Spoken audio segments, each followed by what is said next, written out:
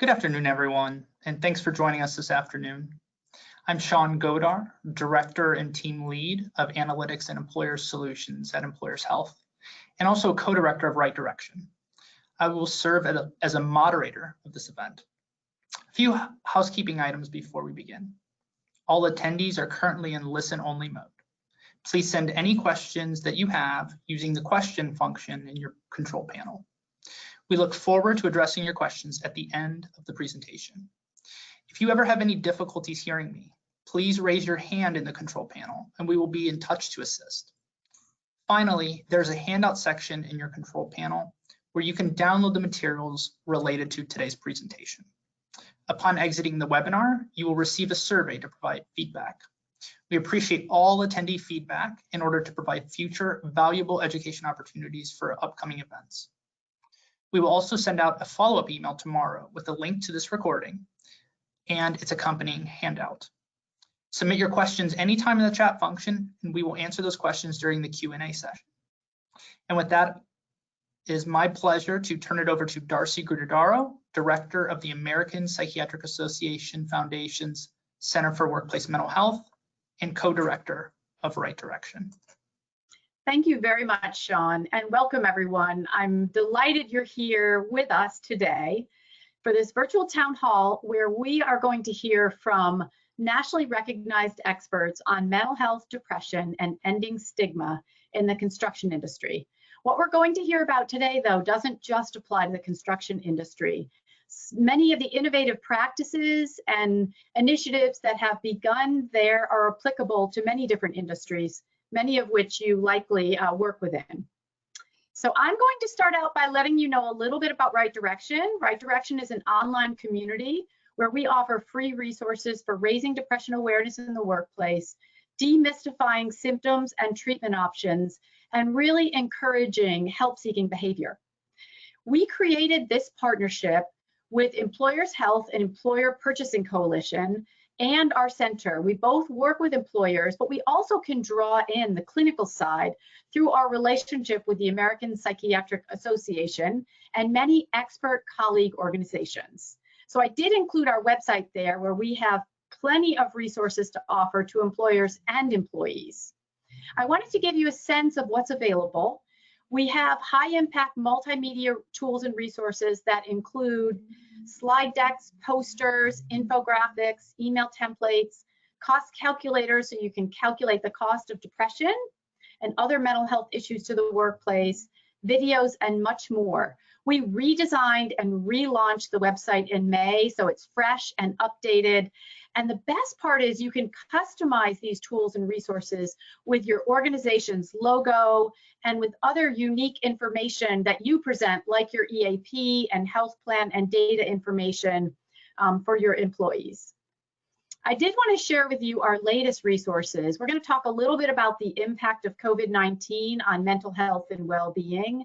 In light of that, and in light of the stress and uncertainty and fear that so many in our nation and really across the world are experiencing, over the last month and a half, we've really focused on what resources would be helpful as we focus on self-care and well-being and depression and other mental health concerns. So we did just launch a new resource on building resiliency in the workplace. We also focused on mindfulness on it with a new resource explaining what mindful is with some really helpful links. We know mindfulness as a complement to a treatment plan for depression based on research produces positive results for those that are experiencing depression. We also had a virtual town hall meeting last month on mental health, organizational culture, and compassion in the workplace.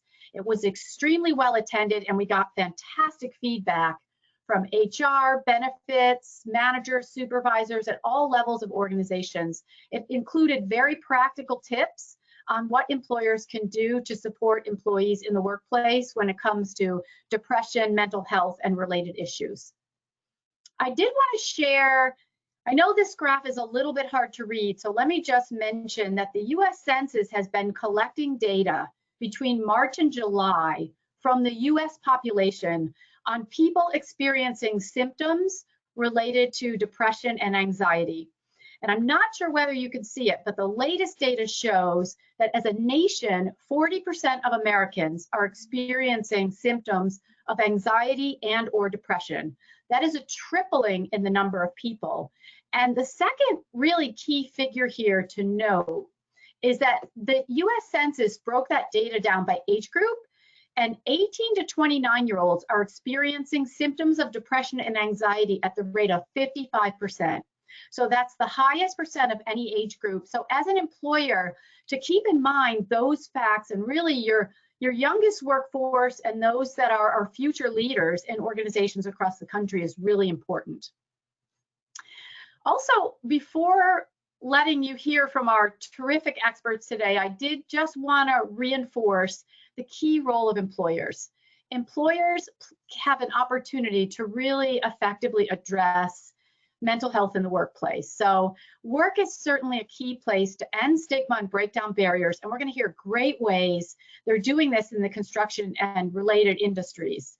It's a really important place. We spend the majority of our day in the workplace to raise awareness and educate people about depression and other mental health issues. Also creating organizational cultures in which people feel psychologically safe to seek care. And after all, that's what it's really all about, is people feeling safe to do so. And then making sure once they feel safe to do so, that those services and supports are there and available for people who really need them. So at this point, I want to turn it over to our excellent presenters today. We are extremely fortunate to have two leaders in the construction area and in the consulting area. I'll first introduce Cal Beyer. Cal is the Vice President of Workforce Risk and Worker Wellbeing at CSDZ, which is a Holmes Murphy company. Cal is a certified wellness practitioner and safety certified transportation project professional. He's also a member of the executive committee of the National Action Alliance for Suicide Prevention, and he was a member of our expert advisory group developing a manager training. He is well known. He was instrumental in forming the Construction Industry Alliance for Suicide Prevention. He's well known by construction organizations and unions across the country for his exceptional work. We also are extremely lucky today to have Leah Spoor. She's a senior clinical consultant with Holmes Murphy. She's a resource for clients working closely with the health asset management team and clinical learning and understanding engine. She leads data-driven, disease-specific interventions to improve quality of life for employees and family members. She is one of the top 100 well-being leaders for the Corporate Health and Wellness Association. So welcome to both of them. We're delighted to have them. At this point, I'll turn it over to Cal. Thank you very much, Darcy. Appreciate this opportunity to partner with you and Sean and the Right Direction platform. Really excited to have my colleague Leah join me today. One of the reasons I came to work for CSDZ was the opportunity to partner with employee benefits and to look at the impact of mental health, substance use disorders, and even suicide on the workforce. And that ties to workers' compensation as well as employee benefits. So Leah is going to be a great resource. I'm going to share a little bit about how this initiative began in our industry. For me, this has been a 30-year move toward a tipping point. Every job I've had over the last 30 years has touched on mental health in the workplace. Post-Hurricane Katrina was an area where it really galvanized. And ultimately in 2014, I left the insurance industry to go work for a construction company here in the Pacific Northwest. And it was there where I was able to bake in mental health and suicide prevention to safety, health, and wellness culture. So really excited. This is a message of hope, help, and recovery. So this might sound depressing, but this is a really important topic. And it's one where we're shining light on how we can talk about mental health and suicide prevention in the workplace. This will be the first time we've done a disease-specific deep dive. And again, I'm really grateful to my colleague Leah for joining me today. So characteristics of high-risk industries, these are things I became very passionate about. When I was appointed to the National Action Alliance, it was one of the things I recognized. We have so many high-risk characteristics that we should consider our entire industry a high-risk population. And very exciting to have people agree with us. We've built what we feel, and others now confirm, is a reproducible model for other high-risk industries. So rather than cover each of these in great detail, we wanted to provide those as the backdrop. But you'll see demanding tasks in hard work environments, seasonal industries, cyclical industries, old school cultures, and that's left us with tough guy, tough gal mentality. We don't easily seek help, and even less so do we accept it. And we have dynamics like travel separation to our jobs, frequently out of state, out of town, sometimes even out of country, that separate us from our family, our friends, and even all of our support networks. The things where I'm really excited to partner with Leah are things like musculoskeletal disorders, soft tissue injuries, sprains and strains, things that have led to chronic pain, which unfortunately led to our industry being the highest for opioid use. And the majority of that was prescription, not illicit. And then issues that really are affecting us in transportation in particular, fatigue and sleep deprivation, with 40% more night shifts over the last decade than in prior years. We as employers have to figure out how do we rotate days and night shifts to allow employees to rest and recover. And then one other big factor, we call it an elephant in the room, but it's a culture of alcohol and substance misuse. It's been accepted, it's been tolerated, sometimes even condoned. And as organizations, we can do more to provide help than just drug testing alone. There needs to be education to employees about the risks for themselves and their families. So we like to think about this issue as reframing safety. One idea that I'd like to share is over the past 2 decades, we've had a reduction of non-fatal injuries. They're called the recordable and DART cases, days away, restricted, or transferred. And we haven't had a corresponding reduction in the serious injuries and fatalities. So what's really important is for us to think about why. Many companies are asking why. NIOSH, the National Institute of Occupational Safety and Health, has looked at total worker health. We're asking the question to look under the hard hat. Is it the distractions, the stress, the worry like we've had with COVID that lead to distractions that have big impacts on safety, quality, and productivity? So we have additional information we can share if you want to pursue more of that. But the bottom line is professionals like me and Leah partnering are going to drive that well-being, the interconnection between physical, mental health, and behavioral health. And another little tagline we use is gray matter matters. The gray matter being the brain, and really just putting brain health at the forefront. So it's an opportunity now for us to push out a poll question.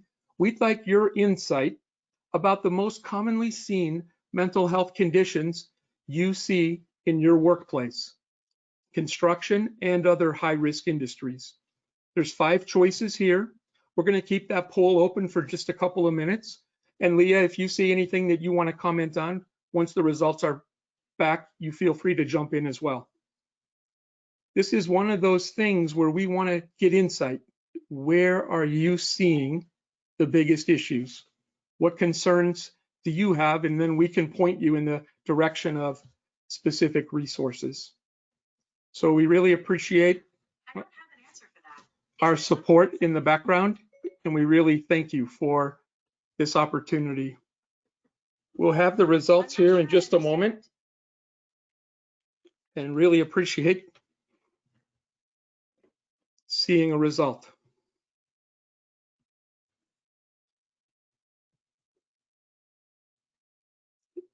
And here come the results.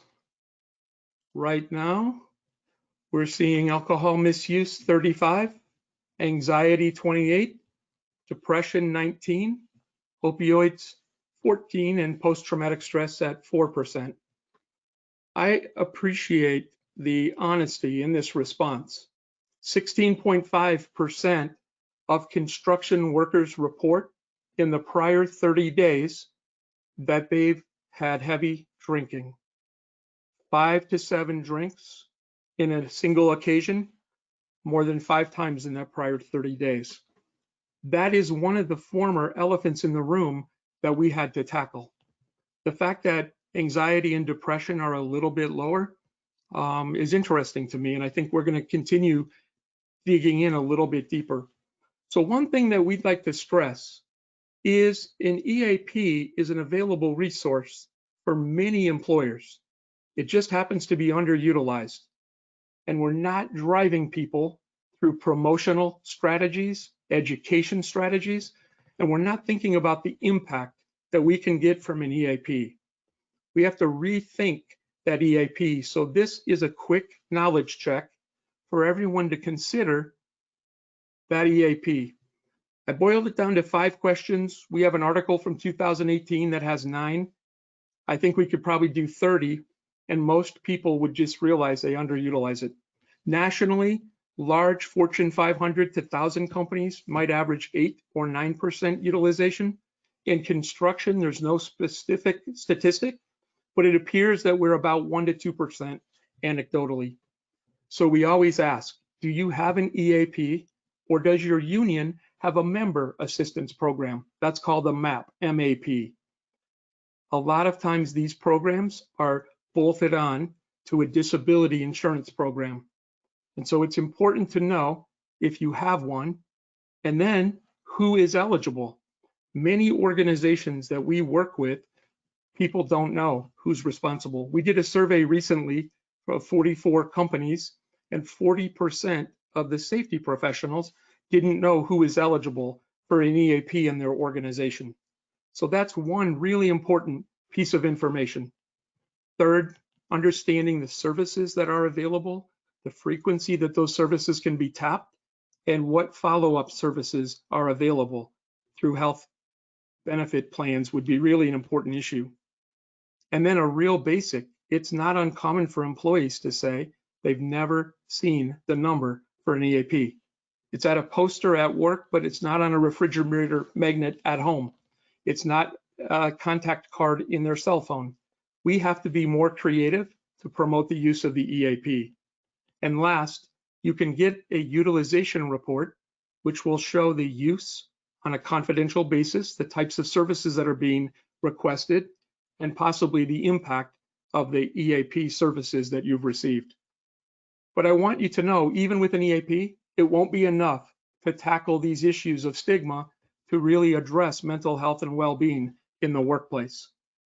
So we agreed that we would talk about stigma reduction strategies. Stigma is that fear of the unknown. It's where we look down on or we think differently about someone because of an attribute. Possibly it is an existing mental health condition, or it could be something that someone's been bullied or ostracized, criticized, and it's really important that we find ways to reduce stigma so people will seek help. So I'm going to cover a few of these in a really high level detail. But the first thing we did in construction was make this a safety topic. We called mental health and suicide prevention the next frontier in safety. We've been teaching HR directors and safety directors and operational leaders that everyone has a role to play in mental health and suicide prevention. Secondly, it's the first thing I did at my former employer. I partnered with labor unions, and I was very fortunate to meet some incredible individuals who also cared about their people. So one was the operating engineers, and a big shout out to Kyle Zimmer, who teaches a class called It's Time to Get Uncomfortable. And he allowed me to start partnering with him, and we've done some great things. But many others, LIUNA, the laborers, especially here in the Northwest, or the Laborers Health and Safety Fund, Jamie Becker, tremendous support. The SMART Union, their sheet metal for air, rail, and transportation, Chris Carlo, Director of Education, started a beautiful peer-to-peer program, doing some wonderful things. Carpenters, Justin Wiedner, there's so many more, but Vicki O'Leary of the Ironworkers brought me to the Women Build Nations to do 3 presentations back in 2018. And now we have other associations like the Association of Union Constructors really partnering to break down stigma. Speaking of associations, that was a big part of our strategy. Could we leverage the relationships that associations have with employers and the partnerships that they've developed? Incredible partners. The Construction Financial Management Association allowed me to bring the platform of human capital risk management as a way to bridge to mental health and suicide prevention. You'll hear me talk more about the Construction Industry Alliance for Suicide Prevention, but we're really excited about that. Many other associations, AGC of America, AGC Washington, Oregon, ABC, CURT, there are so many that we'll talk about. The other strategy that was really important early was to call out things that we historically had ignored, that had been taboo in the workplace. We call those elephants in the room. They're the things that get swept under the carpet, but they're so big. We now say that we took the elephants back to the zoo, that we were able to talk about mental health. We could talk about substance use, we could talk about suicide. And so it's powerful. And that allowed us to really teach everyone has a role to play. Because if you can break the stigma, people are going to step forward and recognize this really is about safety and health. And frequently we talk about this may not be for you or your family, but it could be for someone else. Kids you coach in sports, people you know in community organizations. And the way our people responded brings goosebumps to me every time I think about so many of these stories. With the National Action Alliance, I built this 4P framework, and I would encourage this to any other organization that wants to start or industry. But we used publications to drive presentations that allowed us to build partnerships that led to projects. And it's how this became an organic movement that morphed from an initiative to a movement. Those 4 things were intentional steps. And I look now 6 years later to see how we've broken stigma and that lives are being impacted. We did 22 summits across the country, suicide prevention summits for the construction industry. And yes, people came. We had powerful forums bringing nonprofit training organizations, state and local health agencies, all participated with us. And it was powerful. Powerful because the more we broke stigma, the more people shared their personal stories of loss or hope, and in many cases, recovery. That if we talk about it, people will get help. And the most powerful thing I get to share now are some of the resources and tools that we used to break stigma and provide people with help. So before we do that, we want to roll out our next poll. We want some insight from our audience. What are the biggest barriers construction workers or other high-risk industries have about seeking and accepting help for mental health? We want your opinion. This is going to allow us to get some insight from a large group today, and then we'll have the opportunity to think about the way we're messaging. Are there things we need to do differently? Are there resources people need? And so the Center for Workplace Mental Health, Leah and I have a real interest in what people have to say about this. Really appreciated the honest insight in that last poll question. The fact that we talked about alcohol is really positive, that people know it's a big issue in our industry. So I'm really excited to see what your thoughts are around barriers that construction workers have with help seeking. And whenever you're ready to roll that result, I'll take it. Wow, 75%. That's probably the biggest response on any poll question I've ever done in the 10 or 11 years I've been doing webinars. I don't think I've ever had such a strong response. People don't talk about emotions. Powerful. 2 then at 11%, hard to get time off of work, and people don't know how to access help. Really significant. It does show the importance of breaking stigma, so people know it's okay to talk about their feelings and to not bottle it up, and to teach people some coping skills and to use some strategies. And Lee, I think that's going to go really well with your part of that presentation. So I just want to share with folks, I don't often say if it's like Field of Dreams, but if you build it, they will come. From 2009 to 2015, we had one article in our industry that referenced suicide, and it was one word. We did a media saturation campaign, and that was my job. I will teach people how to talk about this in the workplace. And at the time, I thought it might be the only thing I would be good at. And now we have these publications regularly providing coverage, and by regular, in some cases, monthly. So I just want to thank each of those publications for their bravery and their courage. And I want to encourage people in other industries, tap those great resources. The editors will be more open and share the examples of construction. I was fortunate several years ago, 2016, I presented as an opening act for a men's health conference at the White House. I was about a mile down the street at the Department of Health and Human Services. Dr. Sally Spencer Thomas, who brought me to the White House with her, helped me launch this initiative. And at that day, I met a gentleman who ran a program from an ad agency called Cactus. And they had worked with the Colorado Department of Public Health to build this program called Man Therapy. So it uses humor to break stigma on mental health. It's a comprehensive website with many different resources. There is a caricature of a therapist. His name or alter ego is Dr. Rich Mahogany. And it says he's not a real therapist. And then I always say, but he is a real guy. There are snippets, and they're all kind of snarky. They're pretty funny. People sometimes say, well, are they appropriate for women as well? I'd say my wife and daughter have learned a lot about me by watching some of those videos over the years. There's one on breathing techniques. I wish we could show it, but it's not always appropriate for live audiences. But please go watch the one on breathing techniques. Send me an email or a text. Let me know you did. The other day I had someone send me ha with 17 A's and exclamation points that he understood my point about humor. I've also talked about the Construction Industry Alliance. It was founded in 2016 to initially support my efforts. 2018, it became a nonprofit. There are many resources available. The URL is very bold, www.preventconstructionsuicide.com.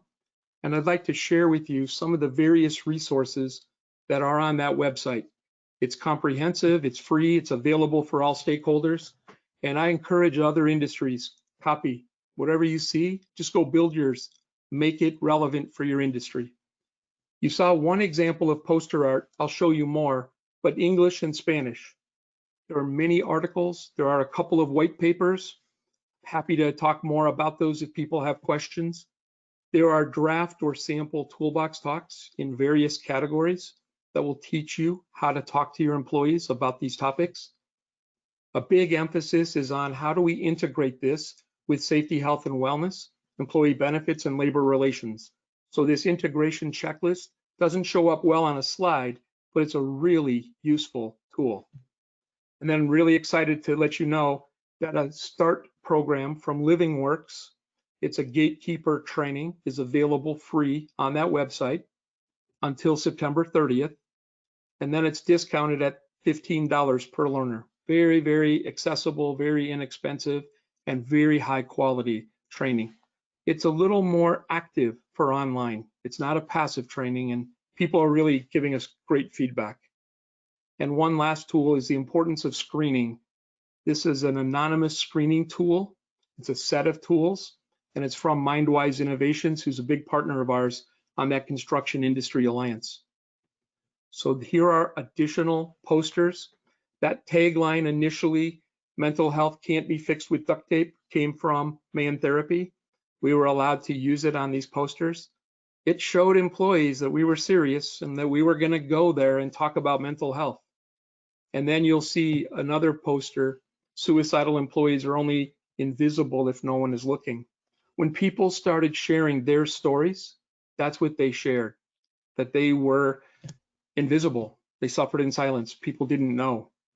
And then this one represented some of the diversity in our industry, but there are many more posters available. So I'm going to move quickly, but I want people to know in construction, we use hard hat stickers for almost everything. Why don't we use hard hat stickers to promote mental health and suicide prevention? There's a couple of examples here, and the one on my left is for crisis text line in Canada. And the one on the right is a platform that we're building to promote hard hat health, integrating physical health with mental health. The ones in the middle were from a group called Safe Build Alliance, and then that Construction Industry Alliance. The wallet cards come from the National Suicide Prevention Lifeline and Crisis Text Line. We have been using blogs. We did a 5-part series, and it was really powerful. So you'll see some of the titles is why I shared this. We call it the invisible crisis in construction. We have to look for it. We have to learn the warning signs. We have to learn how to teach others the warning signs. And when we teach people, they respond and look out and become their brother and sister's keeper. So why focus on workforce risk? Strategies to address mental well-being, and then teaching people how to remove emotional masks. 75% of you said people not talking about their feelings. So I feel really good that those are the topics that we're addressing. And a big shout out to my new friends at the National Association of Home Builders. That was a powerful title on a blog, Mental Well-Being, becoming increasingly important for construction workers. Several years ago, they and the Association of Union Constructors did a lot with opioids. They were the 2 first associations to take that on. And now the rest of our industry is following suit. I also want to share with folks, if you're looking for construction specific resources that would be good for other high-risk industries and occupations, Leah and I have colleagues in our Dallas office. Their brand is called Joyages. It's a preventive health tool. They have 9 videos that they've downloaded and made available for free for anyone to lead and share broadly suicide prevention videos. And the last thing I'm really excited to share is there is going to be an industry-wide mental health survey in October, and it's going to involve each of these associations and possibly more, and just blown away at how our industry is responding during COVID with the stress, anxiety, depression, and all the ripple effects that people want to come out with a unified front to look after the workers in our industry. Darcy, I am so excited about the survey that we've put together with help from Leah and a couple other colleagues of yours and mine. And so it's time for our last poll question. What job function is the best to handle mental and behavioral health in the workplace? And Leah, this will be the cue for you to talk about the employee benefits. Talk about what you see with mental health and specifically depression in your client organizations that you partner with. I mentioned earlier how important it is to emphasize that everyone has a role to play in suicide prevention. So we're curious what feedback you can give us. Which job function will be the best to handle these topics at the workplace and on job sites? So we are kind of forcing the choice between 4, but we're really curious what our audience has to say about this. Thank you for pushing that out. 87% say all of the above. And that really is an important message.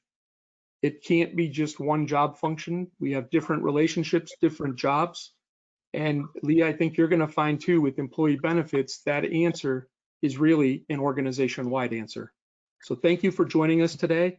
I really look forward to learning from you because I do every time you speak. Well, you're right, Cal. I'm glad to see that the audience agreed that it does take multiple job functions and people to do that. And I think we're an example of that here in being able to bring some information together.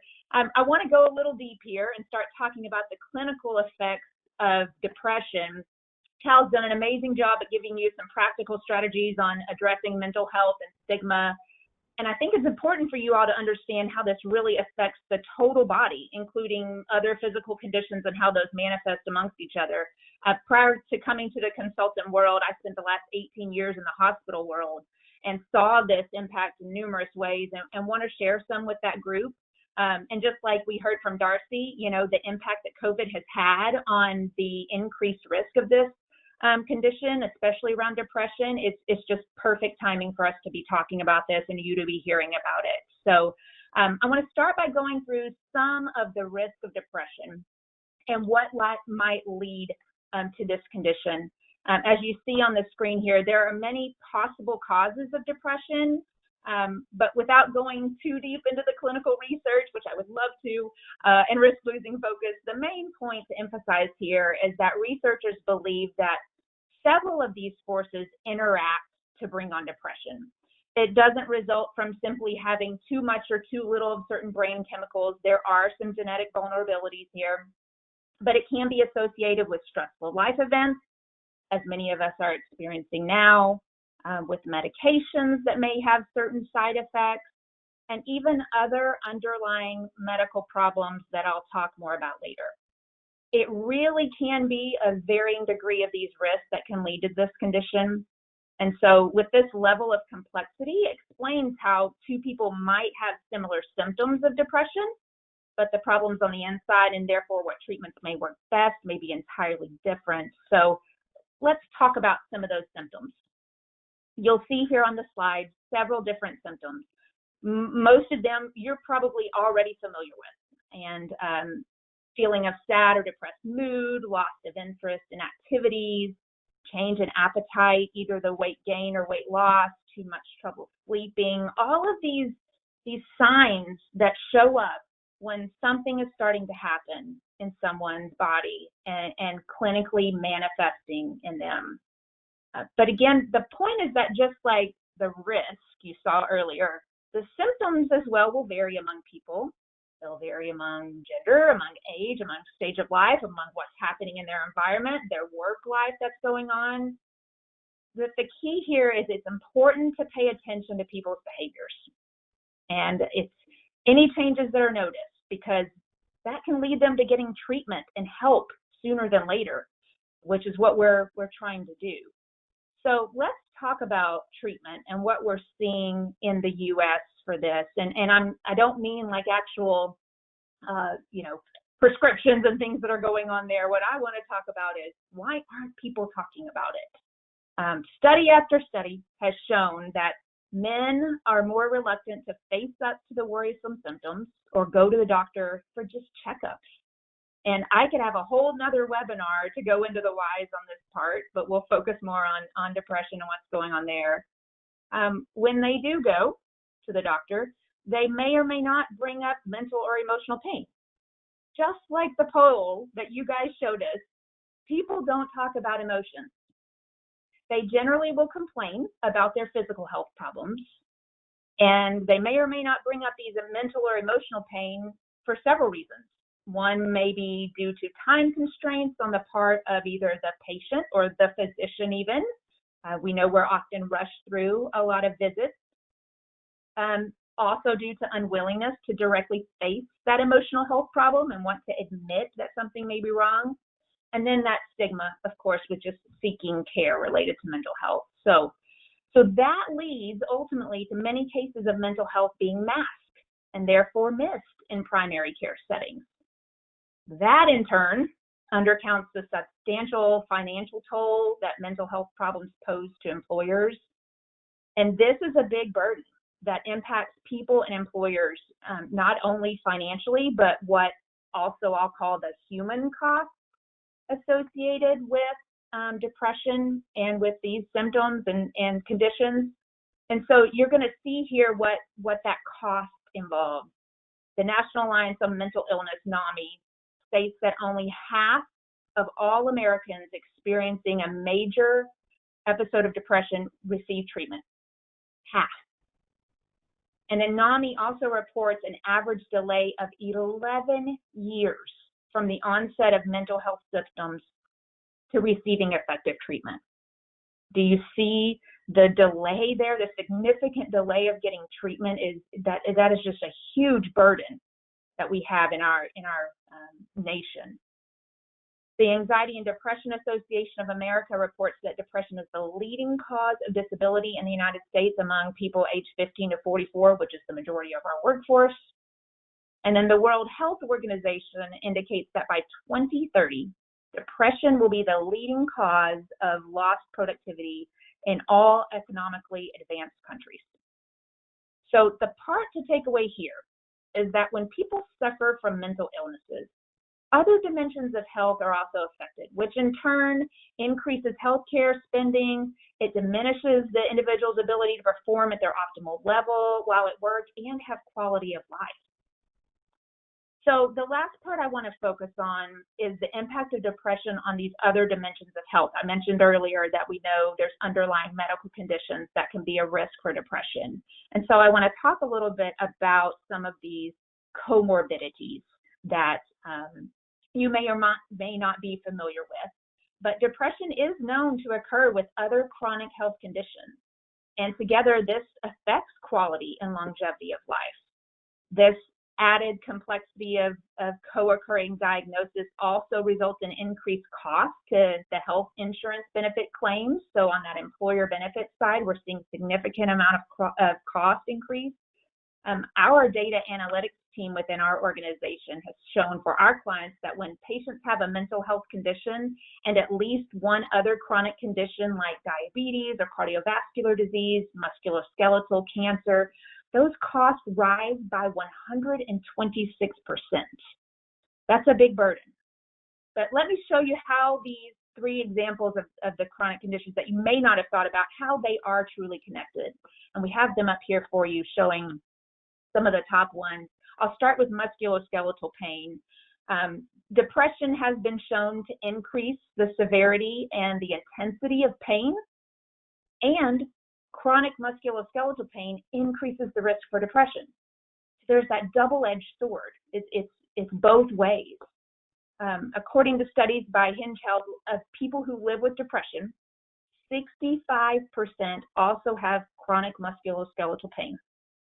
And employers can incur over $4,000 in increased spend per worker per year for those with depression and chronic musculoskeletal pain. So that significant increase that happens when people have more than one condition, a physical condition and a mental condition, is very evident. With diabetes, the risk of those diagnosed with depression are 60% more likely to develop diabetes. Diabetes is a lifelong chronic condition that is very expensive. It is very hard for people to get under control. And so it has a huge impact on, again, not only physical health, but quality of life. And so with those that develop diabetes and cardiovascular conditions for that fact, they're very closely connected. You know, the inverse of them having depression and vice versa is shown in studies and evidence out there. And then with cancer, for people with mental illness, they are 24% less likely to get screened for cancer, their age and gender appropriate screenings, than the general population. Early cancer screenings has been shown to reduce mortality. We do know that.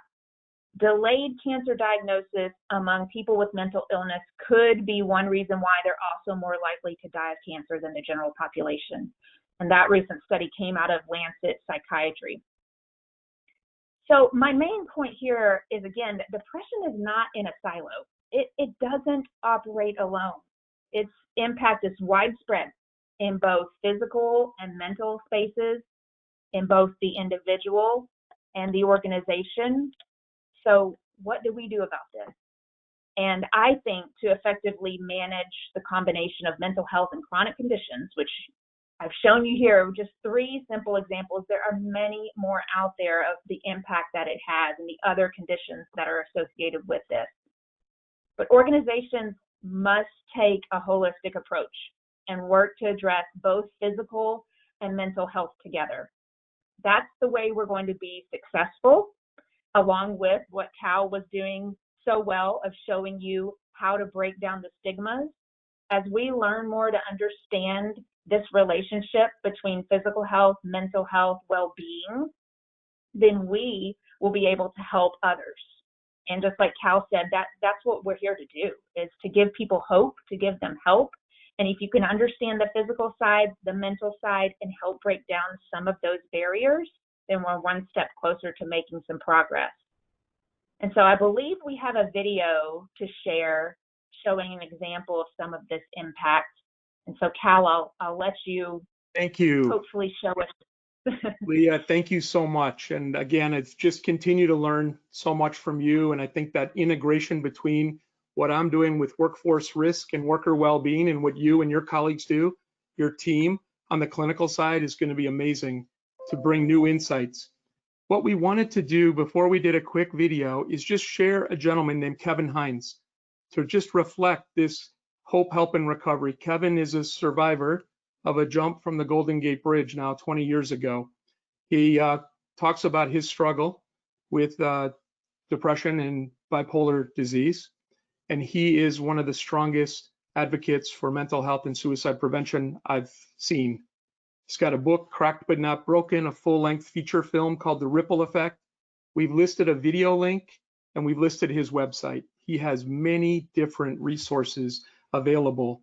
Emma, if there is time, we have a 2-minute video from the construction industry to talk about mental health and suicide prevention in a safety conversation. If you would launch that, please.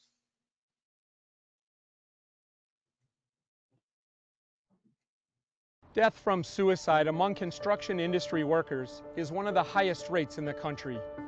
Identifying the warning signs of suicide and educating yourself about potential health services can save lives. There are many factors that contribute to the high suicide rate among construction workers. Construction is an industry that involves mentally and physically demanding work. Many workers keep to themselves and do not take time to share stressors or feelings. This leads to a feeling of isolation. Chronic injury or pain can affect the mental health of an individual. Workers may turn to opioids to reduce the pain from a chronic injury. Opioid abuse is linked to a 75% increased likelihood of a suicide attempt. Everyone has the potential to save a life if you know the warning signs. These include increased tardiness and absenteeism, decreased productivity, decreased self-confidence, isolation from peers, agitation, and increased conflict among coworkers. Here's how you can help. Open up the lines of communication. Take time to speak with coworkers about the things that are taking place in and outside of the job. If you see someone exhibiting the warning signs, take time to speak with them or discuss it with their supervisor. Have a follow-up conversation to make sure it is being taken seriously. And be aware of available company resources and how to access them. If you are feeling suicidal, seek help. The National Suicide Prevention Hotline is 1-800-273-8255. Take care of yourself on the job with the Toolbox Talks app, available at toolboxtalks.info.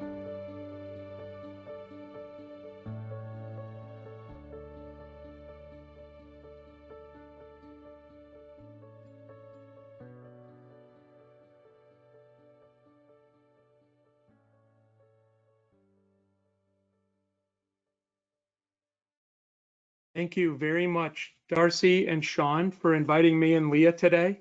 Appreciate the audience participating, sharing their insights with the polling questions. We'll turn it back over to you, Darcy and Sean, for questions and wrap up.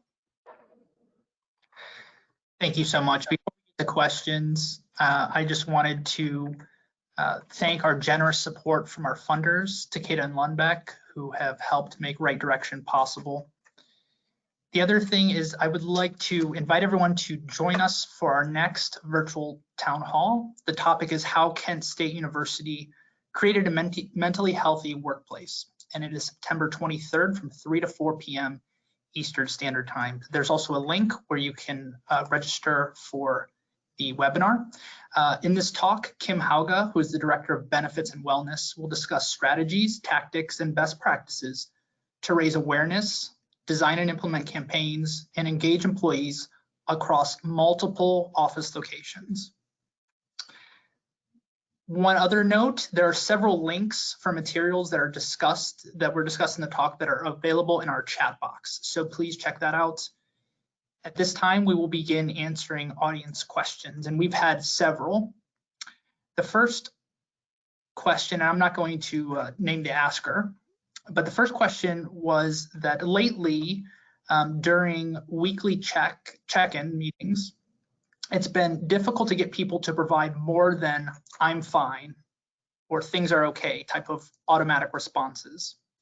Are there any good questions to ask to check in with the team or activities to encourage being more open or to get more than just those automated responses? Leah, I'll take a first crack at that, and then if you have something to add.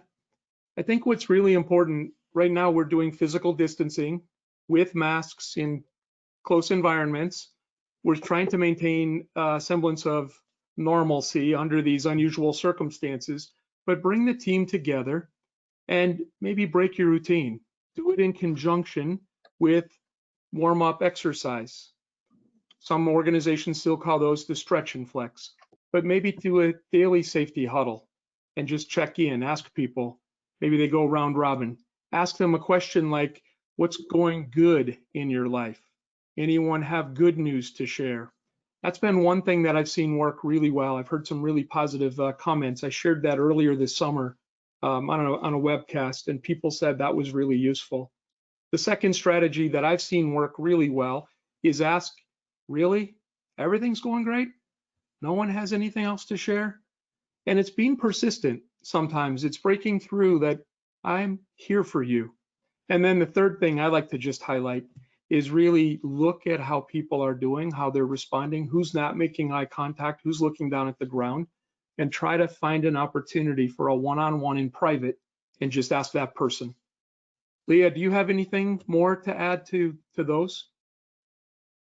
Yeah, I would just say, Cal, those were, of course, great examples, and that definitely came to mind. I know I've even used them personally for, like, my kids. You know, when I would ask my kids, how was school today? Oh, you're going to get the answer, fine. But if you'll say something more specific about what was, you know, the best thing that you saw yesterday, then you are provoking more detailed answers, you know, and so I agree with Cal. The more specific you can get, the better.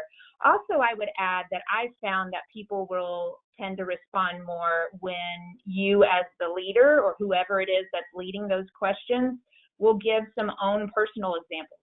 You know, share with them specifically what's going on in your world and be willing to be vulnerable and open about, you know what, yesterday was really rough on me. I didn't get a lot of sleep. I, you know, was feeling a little under the weather. And so, you know, I started to get worried about things. So the more you can be vulnerable yourself or whoever it is that the leader is, then I've seen that prompt and help people feel a little more that they're in a safe space, that it's okay for everything not to be okay. That's great. Thank you so much for those answers. The next question are, what are some opportunities that EAPs are missing to really reach out and engage eligible members? Do you want to take that one first, Leah? Or do you want me to? Yeah, I mean, I can start with one. That's fine. You know, I do think that a lot of times, as we were talking about and Cal shared, not everyone even knows that they have an EAP. And so if they are getting, you know, emails or calls or whoever from an EAP, they're going to be like, what is this? I don't understand what this resource is trying to do to help.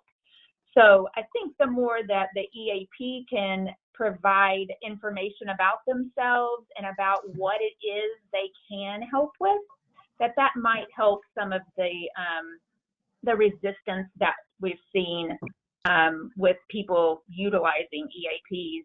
The only other thing I would add to, and this is getting a little bit in the creative side, but I've had some groups that have decided to even rename the EAP, you know, because everybody's like, what is an EAP? So they'll rename it even and call it, you know, whether it's help point check-in, or I've seen those. I've seen ones that are like work-life balance, you know, just trying to get a little bit creative in their approach to helping people understand what it is it's there to do. Yeah, I love your idea. I've been suggesting to construction companies that a lot of the field employees think of employees as being the folks in the office, and that maybe we should call this a worker assistance program or worker and family assistance program. And then Sean, really, I think what Leah said really well is I don't think it's the EAPs that are missing the mark. I think it's the employers really need to promote this and drive understanding and education and awareness, and really start at the leadership level and then down to supervisors and then to employees. Not starting with the employees and orientation, but never have any other support structure for an EAP. Great, thank you. And we only have time for one more question. The last question is, can you recommend any organizations or resources that span across the border into Canada with respect to mental health in the construction workspace? Yes, and I think that's a great question. Crisis Services Canada is one of those organizations. Each province has things a little bit differently, but the Canadian Mental Health Association has great website, great resources. In many regards, Canada is advanced on mental health, much like the UK and even Australia, compared to where we are in the United States. So those organizations would be things. If people wanted to send me an email, I can send you some resources I've put together, or Sean, I can share that with you and you can get that to the person or people who asked that question. But those two organizations are two of the strongest, and I hope that's helpful. Great. Now at this time, I'd like to turn it over to my colleague, Darcy Gridaro.